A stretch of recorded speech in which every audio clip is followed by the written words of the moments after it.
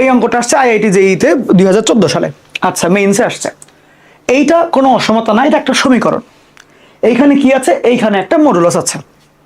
খুব সহজ। তো যখনই মডুলাস থাকবে তখন তুমি কি করবা? তখন তুমি এটাকে দুই পার্টে ভাগ করে আঁকাবা, দুই পার্টে আঁকাবা।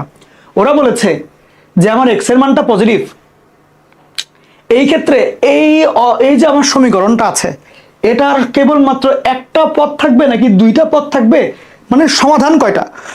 বলেছে এস হচ্ছে এমন একটা সেট যেই সেটের উত্তরগুলো হবে এই সমীকরণের সমাধান। তাহলে এই সেটের উত্তর কয়টা হবে, কয়টা পদ থাকবে, সেটের মধ্যে কয়টা সংখ্যা থাকবে, এটা বললো। তাহলে এস এর মধ্যে কয়টা পদ থাকবে? একটা, দুইটা, চারটা, নাকি কোনোটাই না, শূন্য সেট, ফাঁকা সেট? এইটা হইল প্রশ্ন। বুঝছো? তাহলে কেমনে করব? খুবই সহজ। প্রথম কাজ হচ্ছে, যেহেতু মডুলাস আছে এবং এটা সমীকরণ, একটাই মডুলাস, তাইলে আমরা যেটা করব, এইখানে জাস্ট প্লাস মাইনাস দিয়ে দিব। আর ঝামেলা নাই যে এটা গ্রেটার দেন 0 হইলে, লেস দেন 0 হইলে, এত প্যারা নাই, জাস্ট প্লাস মাইনাস। তাহলে একবার দিব প্লাস, তাহলে 2√x - 3 প্লাস এটা গুণ করলে শুধু x।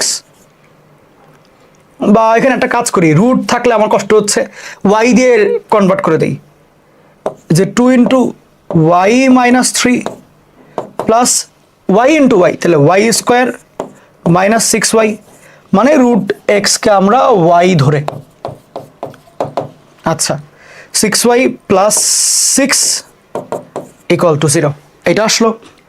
দেন আমরা যেটা করব তাইলে, যে y² এখানে 2y - 6y, তাহলে -4y, -6 + 6, তাহলে 0 = 0, তাহলে y - 4 = 0, তাহলে হয় y এর মানটা 0, নাইলে y এর মানটা 4। তো কথা হচ্ছে x এর মান 0 হইতে পারবে, কোনো আপত্তি নেই। তাহলে এখানে y মানে কি? আসলে y মানে √x, তাহলে √x এর মান 0 অথবা 4, তাহলে x এর মান কি কি হইতে পারে? x এর মান এখানে 0 হইতে পারে, x এর মান এখানে 16 হইতে পারে, 16 কে রুট করলে 4 আসবে, আর তো কিছু হওয়া পসিবল না, তাই না? আচ্ছা, ঠিকঠাক ঠিকঠাক কথাটা, ওকে ওকে। এখন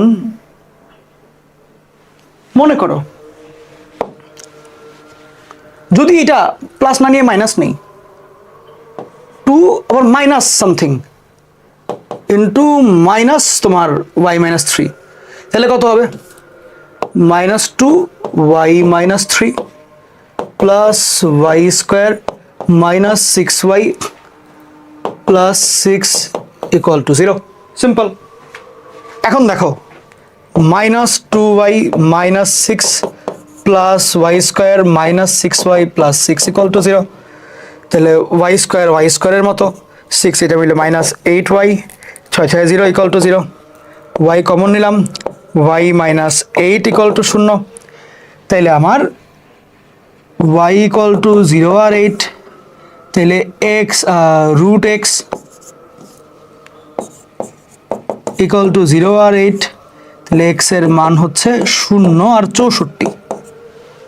ঠিক এইখানে একটা কথা আছে, এইখানে একটা কথা আছে। এমনি দেখো, এদিকে কি বোঝা যাচ্ছে? 0, 16 আর 64, তিনটা উত্তর। তিনটা উত্তর হতে একটা তো নেই, মিলবে কেমনে? কিন্তু ওরা তো বলে দিয়েছে x এর মান 0 হইতে পারবে, 0 হচ্ছে বড় হইতে পারবে, এরা তো সবাই 0 সমান বা বড়, প্যারা নাই। কিন্তু সমস্যা আছে। সমস্যাটা কোন জায়গায় তোমাকে বলি। সেটা হইলো যে আমরা যখন নাকি এখানে পজিটিভ দিলাম, কি ধরে দিলাম যে √x - 3 এটার মান পজিটিভ √x - 3 তখনই আসবে যখন x - 3টা গ্রেটার আর ইকুয়াল টু 0, √x এর মানটা 3 এর চাইতে বড় বা সমান। হ্যাঁ, তো এই অবস্থায় যদি আমি এটাকে স্কয়ার করি, তাহলে x² এর মানটা বা x এর মানটা 9 এর সমান বা বড়, এইটা হওয়া লাগবে। এটা কি পজিটিভের জন্য প্রযোজ্য, আর নেগেটিভের জন্য কোনটা প্রযোজ্য? -√x - 3, যে যখন আমার √x -3 এর মানটা <0 তাহলে √x এর মানটা হচ্ছে 3 এর চাইতে ছোট, তাহলে x এর মানটা হচ্ছে 9 এর চাইতে ছোট। একমত? ঠিক আছে। এখন দেখো আমরা যখন নাকি এই কাজটা করছি তখন কি আমাদের x এর মানটা 9 এর চেয়ে বড় হওয়া লাগবে না? x এর মান should be greater than or equal to 9, ঠিক? 0 কি 9 এর চেয়ে বড়? বলো।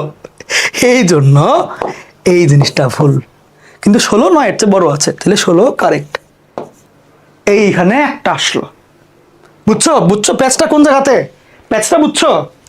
এই জন্য আমি আগে তোমায় করা দেখলাম, তুমি তো বলবো 3টা, আর বুয়েটে অপশনও দিবে 3টা। এটা যদি সিকে রুয়েটে দেয় বা যেখানে এমসিকিউ, যেমন এবার তো কয়েকটা জায়গায় এমসিকিউ করেছে, এরকম দিবে। তারা আজান দিচ্ছে, আমি একটু লাস্ট পার্টটা করে দিই।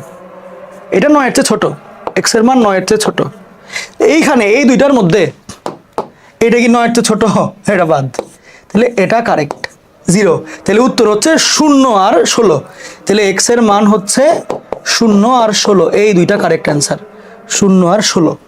এই জন্য দুইটা পদ থাকবে, বুঝছো বিষয়টা? ক্লিয়ার? 0 আর 16 এই দুইটা পদ। এই দেখো আইআইটি কি কোশ্চেনটা করলো, ভালো কোশ্চেন কিন্তু, কঠিন না, আবার কনসেপচুয়াল সহজ কোশ্চেন।